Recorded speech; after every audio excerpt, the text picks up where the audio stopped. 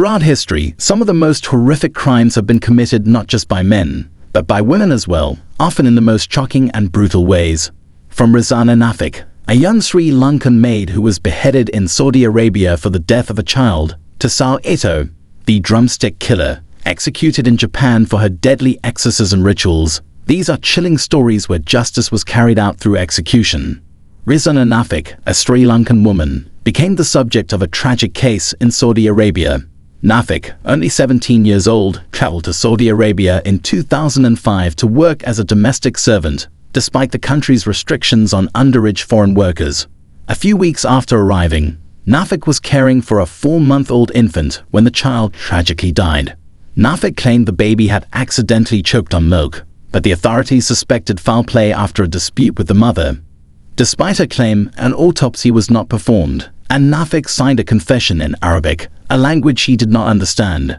She was sentenced to death in 2007, and despite international pleas for mercy, including from Sri Lanka's president, Nafik was beheaded on January 9, 2013.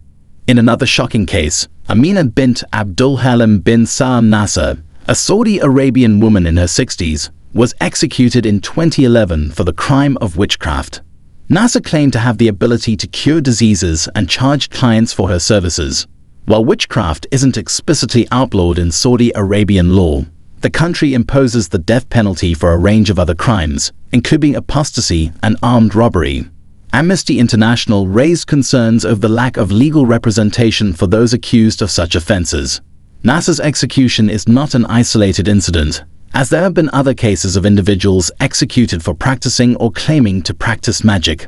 Moving to the United States, we find the case of Aileen Wuornos, a notorious female serial killer whose story became widely known. Wuornos, a sex worker, was convicted of robbing and killing several men between 1989 and 1990. She claimed the killings were in self-defense against rape attempts, but the courts did not accept her defense.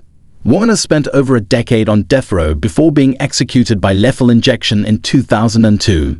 Her life and crimes were later dramatized in the 2003 film Monster, where Charlize Theron portrayed Wuornos, earning widespread acclaim for her performance.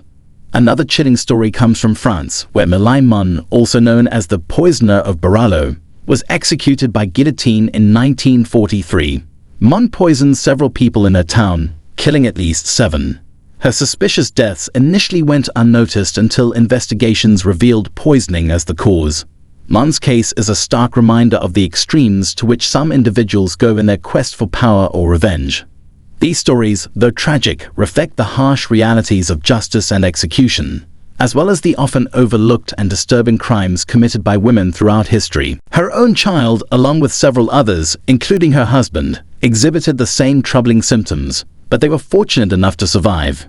Yet, it was her actions that ultimately triggered a full investigation by the Mobile Investigation Unit. As the investigation unfolded toward the end of 1943, it was revealed that she had purchased 200 grams of sodium arsenate from a local pharmacy. The weight of her actions soon became undeniable, and she was arrested. She confessed to the fatal poisoning, leading to her trial, which began on November 15, 1947.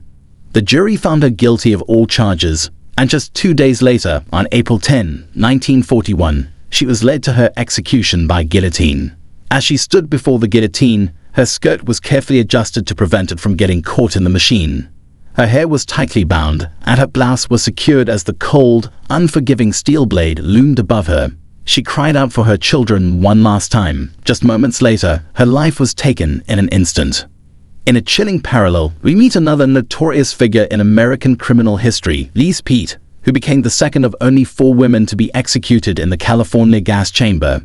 Pete was a woman of exceptional charm and manipulative skill, using these traits to a lethal effect.